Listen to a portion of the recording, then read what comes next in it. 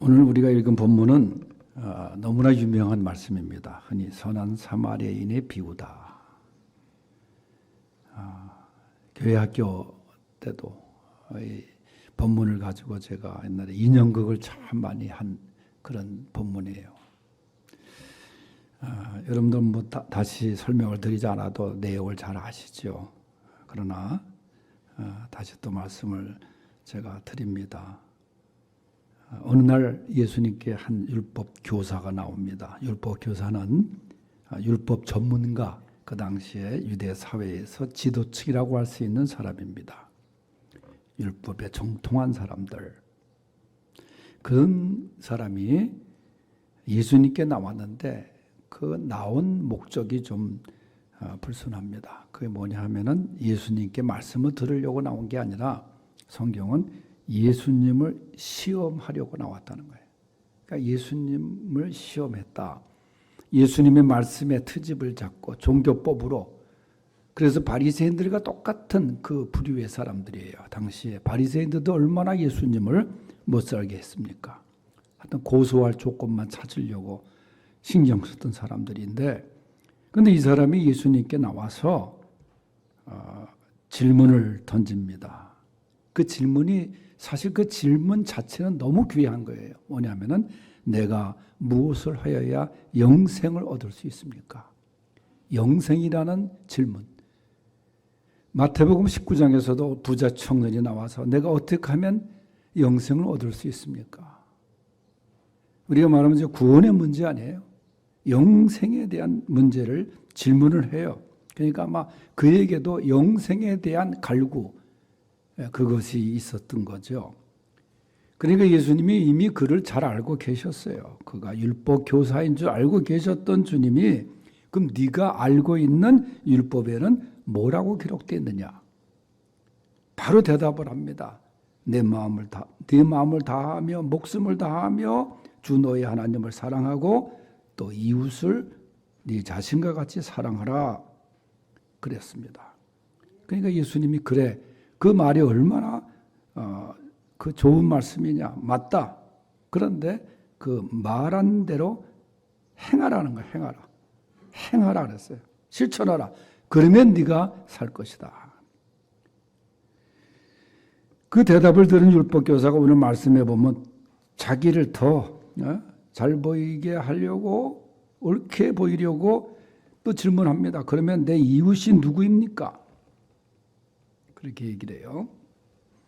그러니까 예수님이 이제 오늘 본문 제가 같이 읽은 말씀입니다. 어떤 사람이 예루살렘에서 여리고로 이렇게 내려가는 길에, 그 길이 험한 길입니다. 인적이 드문 길이에요. 그런데 그곳에서 노상 강도를 만났다. 그 강도가 이 내려가는 사람, 이 사람을 심하게 때리고 옷도 벗기고 물건도 뺏고 거의 죽게 만들어 놓고 도망을 갔다. 그런데 그때 마침 한 사람이 지나가는데 그 사람이 제사장이었다. 그런데 그를 보고 성경에 보면 피하여서 먼 길로 도망갔다. 그 다음에 또 다행스럽게도 한 레인이 그곳을 지나가다가 또 역시 제사장처럼 보면서 그냥 지나갔다는 거예요. 그리고 세 번째로 지나갔던 사람이 사마리아 사람이라. 근데 그는 여행 중이었다고 말해요.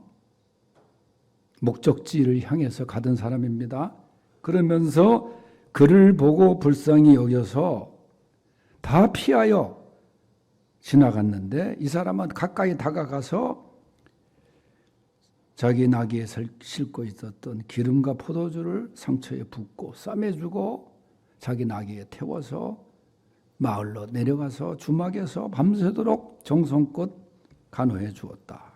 그리고 이튿날 목적지를 향해 떠나면서 주인에게 데나리온 2 돈을 주면서 이 사람을 잘 부탁합니다. 내가 다시 돌아오는 길에 비용이 더 든 거 있으면 제가 갚아주겠습니다. 그렇게 했다는 거예요. 그러면서 예수님이 묻습니다. 이 세 사람 중에 누가 이 강도 만난 자의 이웃이냐? 그러니까 율법 교사가 당연히 자비를 베풀어 준 사마리아 사람입니다. 그리고 예수님이 바로 말씀하십니다. 오늘 말씀의 제목이죠. 그래, 가서 너도 이와 같이 하라. 가서 너도 이와 같이 하라 말씀하십니다. 배운 대로 네가 생각이 한 그 옳은 대로 실천하라는 거예요. 알았으면 실천하라는 거예요. 예? 우리가 흔히 알기는 잘하네 그런 얘기를 해요. 예? 알기는 잘하는데 실천을 안 하는 거예요. 믿음이 있다고 하지만 믿음의 행함이 없어요. 그래서 이 야고보서 2장에 보면은 네가 믿음이 있다고 하면서 행함이 없으면 아무 유익이 없다는 거예요. 믿음이 있다고 하면서 형제나 자매가 헐벗고 양식이 없는데 그에게 너 평안히 가라, 덥게 하라, 배부르게 하라. 그 몸에 필요한 것, 그 사람에게 필요한 것을 주지도 않으면서 그렇게 말만 하는 게 무슨 유익이 있느냐. 행함이 없는 믿음은 죽은 것이라. 행동하는 믿음이 없는 것은 죽은 믿음이라는 거예요. 그래서 이 말씀하신 강조, 그것이 이제 37절의 제목에 정한 것처럼 가서 너도 이와 같이 하라. 그런 거예요. 가서 행하면 실천. 말씀드린 대로 우리가 예수 믿는 사람은 말은 잘한다. 그런 얘기를 많이 들었어요. 그 말의 의미가 뭐예요? 말은 잘하는데 행동이 없다는 거예요. 사랑도 행하지 않으면 소용이 없는 거 아닙니까? 그러면 오늘 예수님이 말씀하신 너도 가서 이와 같이 하라 하신 말씀의 의미, 오늘 본문에 있는 대로 첫째는 이와 같이 불쌍히 여기는 마음으로 실천하라는 거예요. 33절 다 같이 읽겠습니다. 시작. 어떤 사마리아 사람은 여행하는 중 거기 이르러 그를 보고 불쌍히 여겨. 아멘. 말씀드린 대로 먼저 지나간 사람이 제사장이에요. 성전에서 사랑을 외치는 사람입니다. 사람을 대신해서 제사를 드리고 하나님과 사람과의 역할을 중간에서 이제 제물을 드리고 또 그런 중요한 그 성직자죠. 지금으로 말하면. 그런데 그 사람이 강도 만난 자를 보았다는 거, 못 본 게 아닙니다. 그런데 그를 보고 피하여 지나갔다는 거예요. 그 제사장이. 두 번째 사람도 못 본 게 아닙니다. 그를 보고 피하여 지나갔다. 다 똑같아요. 그런데 이 강도 만난 자가 어떤 사람이냐? 이 유대인입니다. 그러면 제사장, 레위인 다 같은 족속이에요.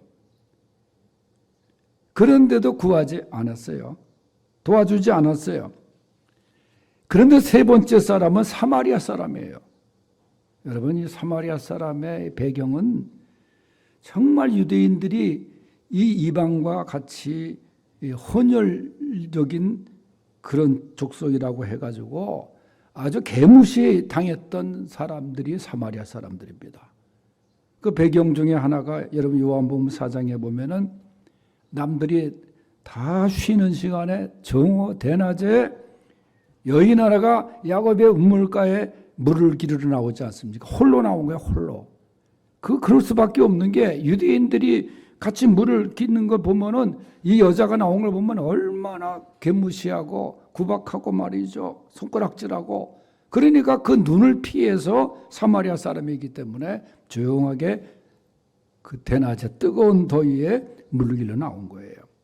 그러니까 아주 개처럼 여기는 존재가 사마리아 사람이었습니다. 유대인들에게. 그 마을로 가지도 않았어요. 이 선한 사마리아의 비유에 대한 책을 제가 읽은 책 중에 하나 보면은 만일 이 사마리아 사람이 강도를 만났다 대신 사마리아 사람이 강도를 만나서 거의 죽어가는 것을 유대인이 지나가다가 보게 됐다. 제사장하고 레위인처럼 그러면은 다가가가지고 그 조금 남아있는 숨도 발로 밟아서 끊어버릴 수 있는 사람의 관계가 유대인과 사마리아의 관계래. 그만큼 아주 무시하고 그랬던 거예요. 그런데 사마리아 사람은 이 유대인 강도 만난 자를 불쌍히 여겼다는 거예요. 자기를 그렇게 원수처럼 생각한 유대인이었지만은 불쌍히 여기는 마음, 거기서부터 이제 긍휼의 마음으로 출발을 합니다. 여러분, 불쌍한 마음, 그것이 우리에게 있어야 돼요.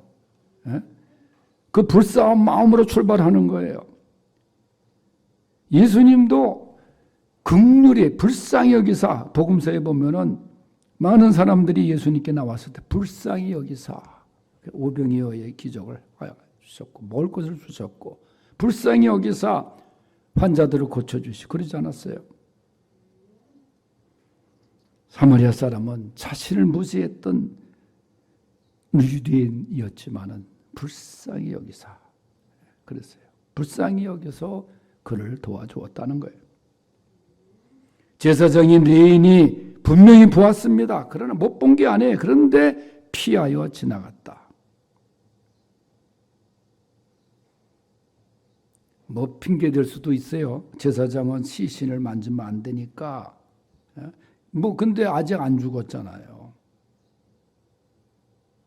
그런데 더군다나 같은 동족인데 자기는 이웃사랑을 말하지 않아요. 말만 하면 뭐하냐 그 말이에요.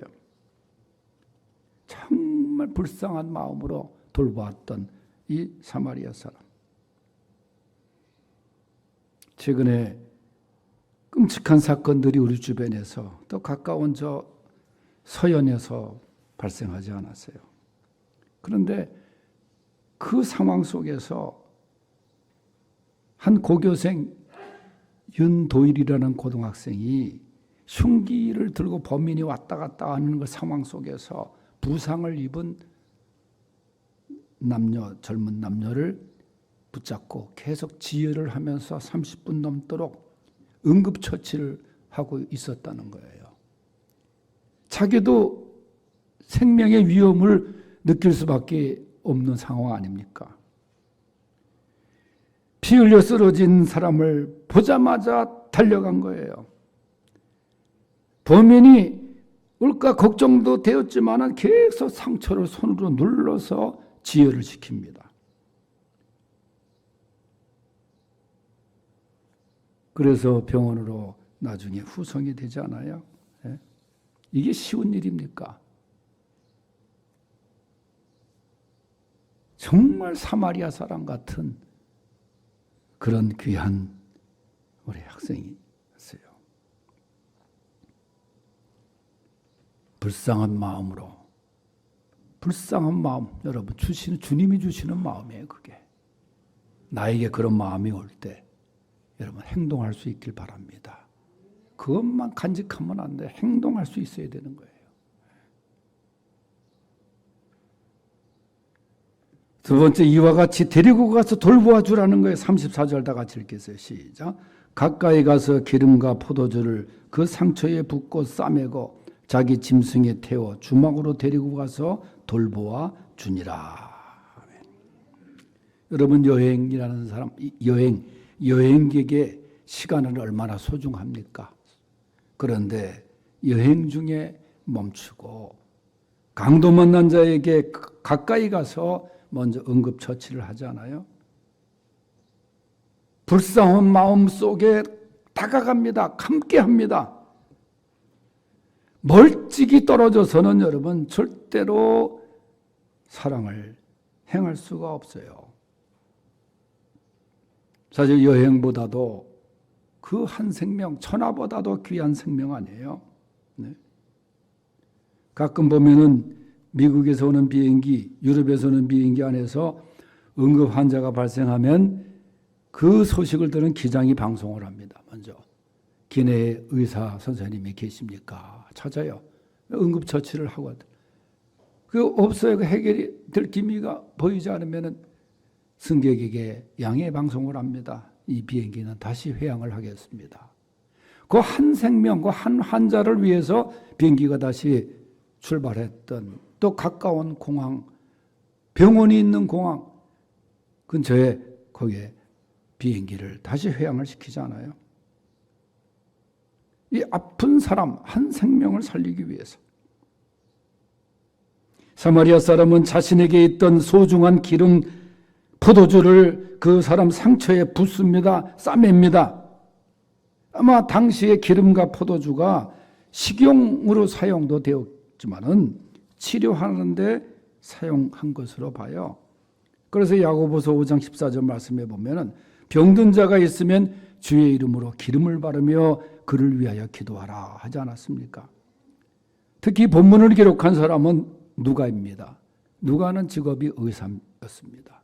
그러니까 이 의사였던 누가이기에 그 상처 입은 그 자가 기름과 포도주를 통해서 치료를 이제 받았다. 그렇게 기록을 한 것 같아요. 그리고 자기가 타고 온 짐승에 낙인지 몰라요. 사람들은 낙이라고 이제 추정을 하는데 거기에 이 사람을 태워요. 이것도 쉬운 일이에요, 여러분.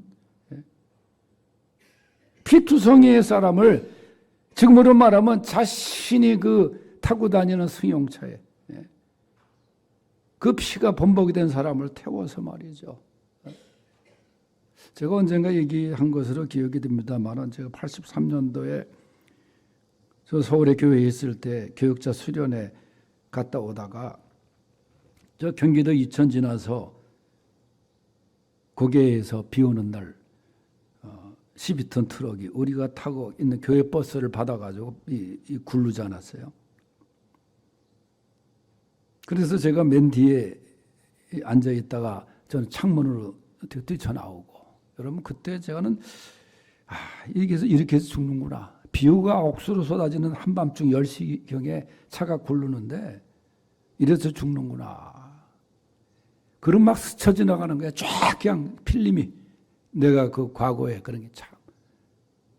그리고 거기서 기도하고 그런데 차가 멈춰서 제가 나왔어요. 나와가지고 이제 그 차 안에 있는 사람을 끌어내기도 하고 또 저랑 같이 내려온 사람도 있는데 상일교회 목사님, 그 목사님을 제가 안고서 바로 그분이 앉은 자리를 쳐가지고 이 머리를 크게 다치고 그래가지고 그분을 이렇게 끌어안고 제가 길거리에서 차를 세우는데 차가 계속 안수하는 거예요. 그렇지 않겠어요? 이렇게 라이트를 보니까 피투성이 사람을 끌어안고 그 다음에 차를 세우니까 세워주겠어요. 그렇지 않은 사람도 세우기 힘든 그 비 오는 날 밤이었었는데 결국은 한 차가 서가지고 그분을 모시고 태워가지고 경기도 광주병원에 모시고 갔다가 안 된다 그래 가서 성남 지금 인하대병원이지만 양친해병원으로 와서 거기서 이제 운명을 하셨습니다마는 그 피투성이의 사람을 자기 차에 태운다는 게 그게 그 쉽지 않은 일이거든요. 자기 가족도 아니고 말이죠. 뭐 그런 걸 생각해 보시면 되겠어요. 이 사람이 그냥 피투성이의 사람을 자기 낙에 얼마나 치장도 했겠어요. 모시고 갑니다. 이렇게 사마리아 사람은 자신이 할 수 있는 응급처치를 최선을 다하고 자기 짐승에 태우고 주막으로 데려갑니다. 그리고 돌보아 주었다. 옆에서 간호했다는 거예요. 이러한 모습을 하나님이 기뻐하시고 정말 이와 같이 데리고 가서 돌보아줘라. 말로만 하지 말고. 세 번째 하시는 말씀은 너 이와 같이 끝까지 사명을 감당하라. 35절 다 같이 읽겠습니다. 시작. 그 이튿날 그가 주막 주인에게 데나리온 둘을 내어주며 이르되 이 사람을 돌보아 주라. 비용이 더들면 내가 돌아올 때 갚으리라 하였으니. 끝까지 책임져 주는 거예요. 끝까지. 대단합니다.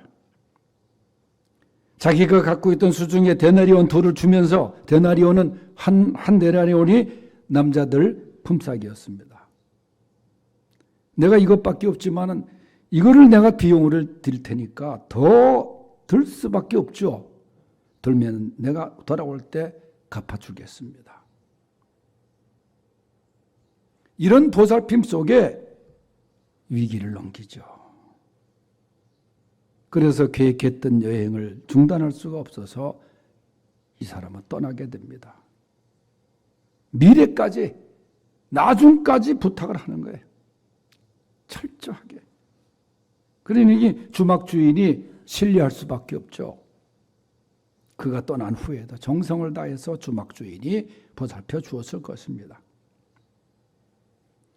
사마리아 사람이 강도 만난 자를 진심에서 우러나오는 동정심, 그리고 철저하게 끝까지 사랑을 실천했습니다.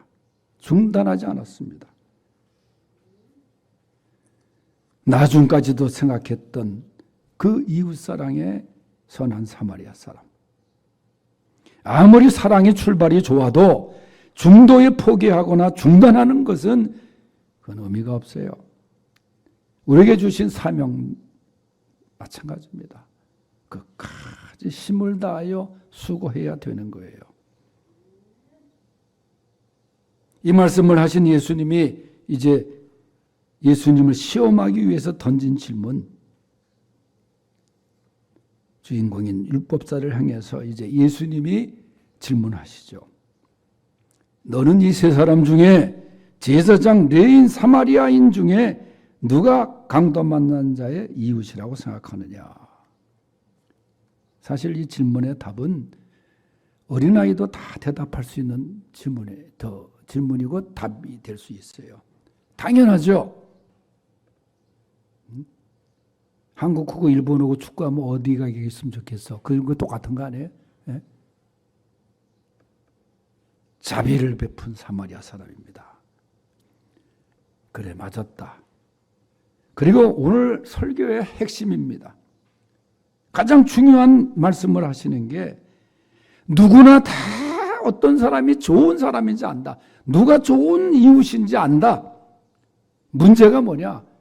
알지만 그와 같이 실천하지 않기 때문에 문제라는 거예요. 그러면서 가서 너도 이와 같이 지금 하라. 가서 너도 이와 같이 하라는 거예요. 불쌍한 마음만 품는 것도 물론 귀하지만은 가라는 거예요. 행동으로 사랑을 베풀라. 우리에게 이러한 마음을 주실 때 하라는 거예요. 행하라는 거예요. 그래서 오늘 주신 말씀에 이 말씀, 가서 너도 이와 같이 하라. 기도하겠습니다. 하나님 아버지, 오늘 수없이 들었던 선한 사마리아인의 이야기 속에 다시 한번 주님의 말씀의 의도를 생각해 보았습니다. 우리 모두 강도 만난 자의 이웃이 되게 하시고 주님이 주시는 마음 품고 돌보고 끝까지 사명을 감당하는 선한 사마리아인들 우리 교회가 되게 하여 주시옵소서. 예수님의 이름으로 기도하옵나이다. 아멘.